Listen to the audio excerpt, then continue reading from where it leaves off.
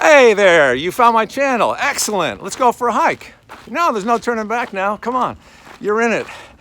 It's a good day to hike too. This time of the year though, you gotta be a little bit careful because it's getting hot out and the rattlesnakes like to come out on the trail and bake a little bit. It can get a little rattly around these parts. And also, gotta watch out for the squirrels. It can get a little squirrely. And there's nothing worse than a squirrely trail that rattles. You know what I'm saying? Come on, man. Let's go for a hike.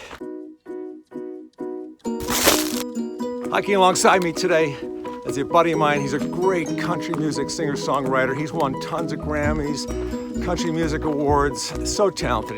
He usually hosts the CMAs with Carrie Underwood. He's always fun to hang out with. Today we're hiking with the amazing Brad Paisley. Brad, when you do concerts or where you perform anywhere, right, you're instantly recognizable by the white hat.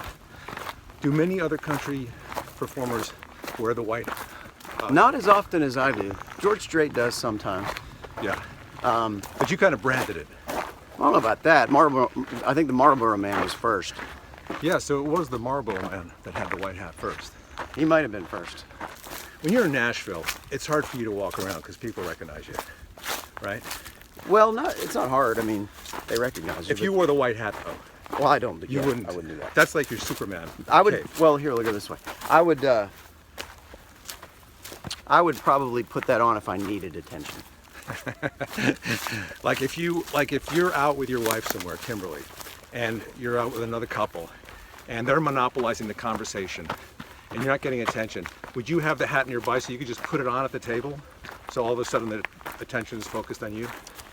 Yeah, probably not. But that's a good idea. How many of those white hats do you have? Well, we have a ton because I give one away a night. Anybody ever pull you into their bar or something and say, dude, you got to see this guy, he looks just like you? Oh, yeah, well, what's funny is in meet and greet, every night there's somebody that's like, huh? And I'm like, what do you mean? They're like, see, yeah, don't we look alike? And I'm thinking, hope not. It's funny, but I say never, but it's rarely sort of like, yeah, cool, we do. It's almost sort of like, maybe they do look like me, and I just dislike the way I look enough that I think, certainly not. Are you a good snack guy? You like snacks? Like, let's say I'm staying the night, and I get up in the middle of the night, and I wake you up and say, Brad, I'm a little hungry. Can you make me a snack? Mm-hmm. What would you make? I mean, what do you have in the cupboards? I think you'd be on your own. I'd be like, no, I'm not making you a snack. You can go look around. Feel free to have whatever I've got. Right. But as far as me getting up to make you a snack in the middle of the night. Are you a sweets guy? Yeah. You like sweets more than salt? Yeah. How about you? What's your, is it like a bowl of ice cream or chocolate cake, or what's your thing? Chocolate's pretty hard to resist in any form. Dark chocolate? Oh, yeah, all of it. Anything. How many Dark milk. percent? What percentage? Dark chocolate. I don't like something above 70. Oh yeah, because then it becomes like when you get to 80, it's sort of like, what are you doing? Yeah. Why are you doing this? Because it's not that good, and maybe it's better for you, but it's not enjoyable. But you know, they say 1 cube of chocolate a day, a little square. Mm-hmm. But I can't stop at 1 square. I gotta have the whole thing. No, it's not possible. And then I kind of like fold the wrappers back up like nobody ate anything. I put it back in the. Well, I do that. Like I'm always really careful. Like the Girl Scout cookies? Yeah, what's your favorite Girl Scout cookie? The Thin Mints. The Thin Mints. So the Thin Mints that you keep in the freezer if you're smart, because they're even better. Yes. So they're in the freezer, and you've got like this 2 rows of them, and they start to go. So you'll see, you know, you got Thin Mints here, and here, and this row just gets smaller and smaller. Yeah. But you're thinking, well, there's a whole other row. So you eat those, and you're sneaking those a few times a day, and then you get to the last row, and there's like that much left, and then 3 left. You never eat the last one. No. Because you want to be able to say, I don't know where they went. Well, you know, whenever I start a sleeve of anything, whether it's crackers. A sleeve, that's a good term. Sleeve of Thin Mints. Whenever I start a sleeve of Thin Mints or crackers, I don't just eat one. I have to have the whole sleeve. You're a whole sleeve guy. Now, does Kimberly get upset when you take like the last, like, kind of food? No, but she gets really upset when I don't close the bag of chips or something. Oh, okay. Like when I don't put the clip back on it, Yeah. and they get stale, or the cereal. Yeah. You know what I mean? Like you don't roll it back up and make sure it's like. Now, is that to airtight. keep it fresh or to keep bugs from getting in there? Fresh. I mean, I literally think there are few things that I could do that are worse. Yeah. In her mind than not closing the chips. What does Kim complain about you the most? Are you late? Are you on time? What is your? She'd say I don't listen well enough. Yeah. And do you think that's true? What'd you say? You don't listen to her. What is the thing that annoys you about you? Where should I begin? I'd like to get out of my own head a little bit more. I feel like I'm always I'm a little bit too, I think too much about stuff. I need to let things be a little more. You could overanalyze things too much. Yeah. Where you could talk yourself out of things. Yes. Who haven't you met that you'd love to meet? Eric Clapton. Eric Clapton. Yes. You have not met him? I've not met him. And of all of the rock guitar influences, he'd be number one on my rock guitar influence list. More than Chuck Berry? On rock guitar? Yeah, totally. I mean, Clapton to me got me through high school at a time when it was, country music was starting to be cool, but before that, I could play Eric Clapton songs and feel like I was right at home in that kind of music, and kids thought it was cool. What made you want to switch over from rock and roll to country? I never had to switch. I was always just country. But yet you loved Eric Clapton. Yeah, that was guitar stuff though. Anything guitar oriented. Do you ever practice your moves? No, not anymore. But yes, at one time. And when you host the CMA Awards, which you've been doing for the last several years with Carrie Underwood, right? Do you feel vulnerable without your guitar hanging in front of you? Is that more of a security blanket for you? No, not anymore. There's a lot of that I hold the guitar for anyway. We sort of use that as a prop a little bit and do really cool parodies of stuff. But I feel like I've gotten way more comfortable with that. Yeah. Over the years, I love the challenge of that. Yeah, you're really good at it. People they keep having you back. Thank you. Well, there's just no one else that wants to do it. I've been trying to do it for the last 5 years. Yeah. I say I'm much better than Brad. They just don't want a banjo playing host. Who would? I know a lot of people down south. They like to chew Tobacco. What they put a little pinch between there. A little pinch of snuff. You ever do that? I haven't done snuff. I mean, I stuck it in there once, but thankfully not long enough to get hooked. I have friends that cannot get off of it. Oh, really? Yeah. I see these people. They got that little round, like I got thing in the back of their pants. Oh yeah, yeah. You know, skull ring right in the back. Yeah, the skull ring. And then they spit it into that cup that's around. You ever accidentally pick up somebody's cup of yeah, skull spit and drink it? No, I haven't. But they've spilled it on my rug before, where it went over. They had it in a cup, went over. There's this, and that you talk about something that will not come out. That does not come out of a rug. What do you think the worst habit is you have? I like clench. You do that at night? Oh yeah, yeah. You grind your teeth at night? Yeah. So. How do you know? Dentist said that. So I have to. So I have to wear these stupid bite guards every night so that you don't. Does the dentist have to sleep with you to see that you're grinding your teeth? Yes. Which thankfully it's very attractive. She's a great dentist. Oh, she. Yeah. You've played with a lot of musicians. Who did you play with, like say most recently, that really was exciting for you? I opened for the Stones in Nashville last year, and that seems like an odd mix. No, it's not. It's so similar musically now. Country and that classic rock and roll. We've been ripping them off now for decades. Yeah. And did you hang out with him? Yeah, he's become a friend. And oh, really? He came to the house for a couple days and we recorded, and that's on the new album. All right. He's great. And the same with John Fogerty. He and I became good buddies, and we decided to write something together that I'm really, really proud of. It's a song about the mistreatment of veterans, and that's the title cut of the new album called Love and War. Oh, cool, cool. You talk about a legend, that guy. Oh, yeah. So do you remember Mick Jagger complimenting you on any one thing? Yeah, more than that. I remember in our days of songwriting together at the house that we had, 3 days or so of that, just making him laugh. Yeah. That's pretty fun. It's fun to see he He's so sharp. He has such a good sense of humor. He so knows like who he is, and also he's just so present. Yeah. And when you say something that makes somebody like that laugh, you feel, I mean, you can imagine. Yeah. Yes. Oh man, yeah. I mean, he's already got so many wrinkles on his face. When he laughs, all the wrinkles must really close together. But you know what's amazing about that is he looks great like that. Yeah. It's like that's. You're used to that though. That's how he ought to look. Yeah. I love it that he's not like stretched and. Right. You Well, know what I'm most saying? of those wrinkles he's drawn in. Yeah. He uses reverse Botox to get those. Yeah, no, right. Yeah, it's sort of like a sculptor. Yeah.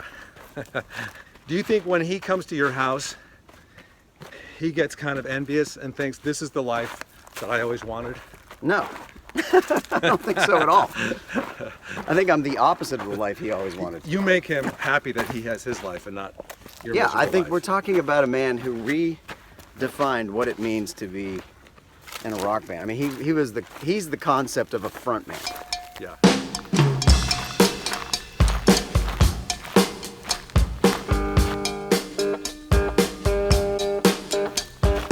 What's your perfect day? Oh, that's a good question.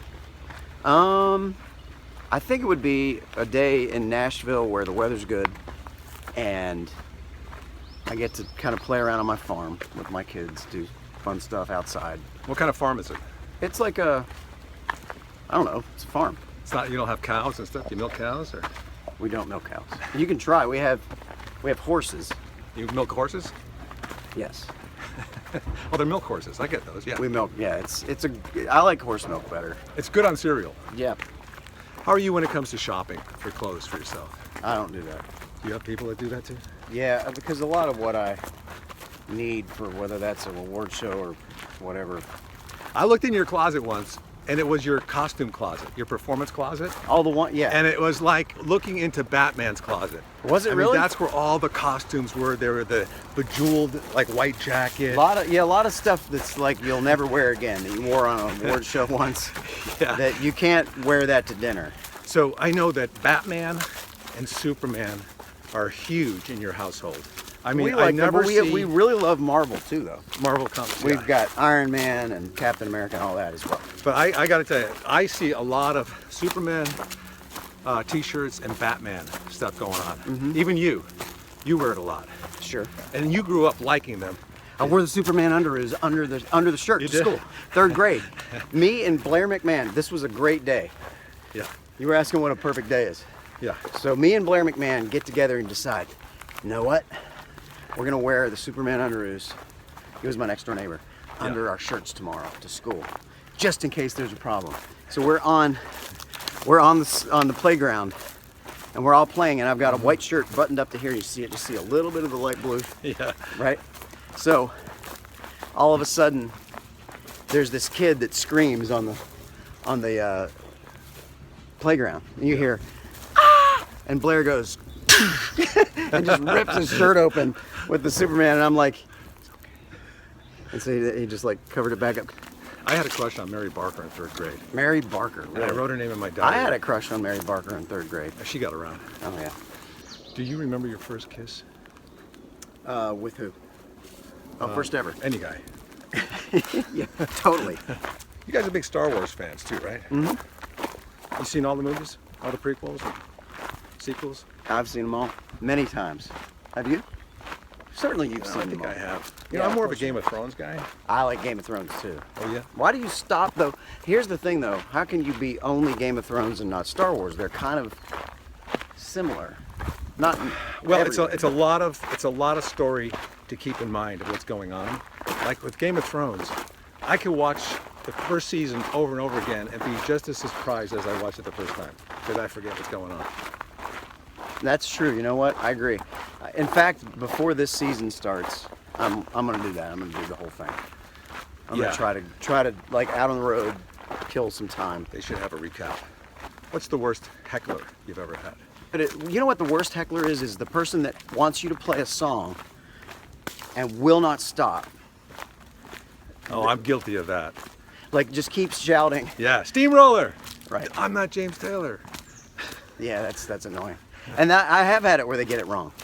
Yeah. You know, It's like, you know, she thinks my tractor's sexy. That's not me. That's not mine. I was listening to the radio once when I'm Gonna Miss Her, the fishing song was out, you know, the fishing hit of mine.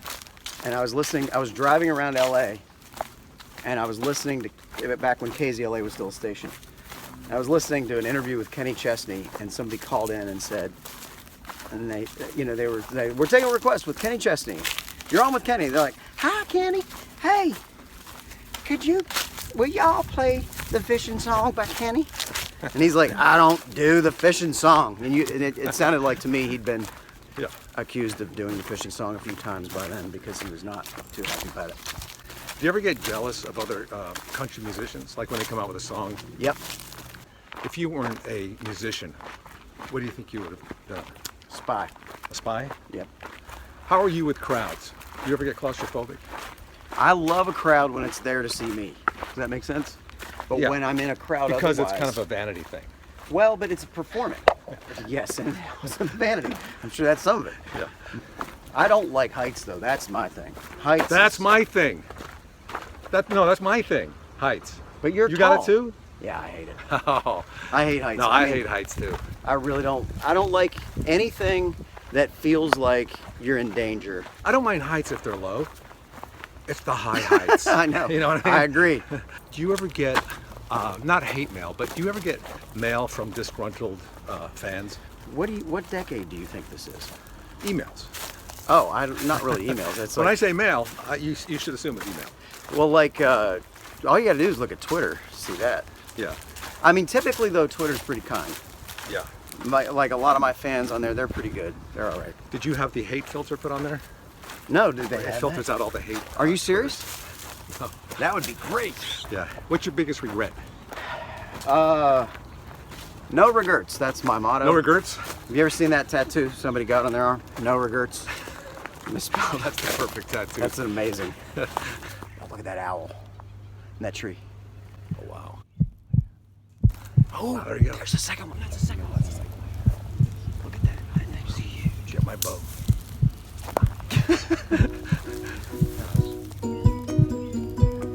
Could you believe those owls up in the trees? Oh man, I thought they only came out at night. That was cool. And man, Brad, writing music with Mick Jagger? Oh, I'd love to be able to do that. Sit down with Mick Jagger. I let him do all the work though, because you know, I don't know what I'm doing. But anyway, thanks for joining my hike. Please subscribe, turn on notifications, and we'll catch you next time. Happy trails.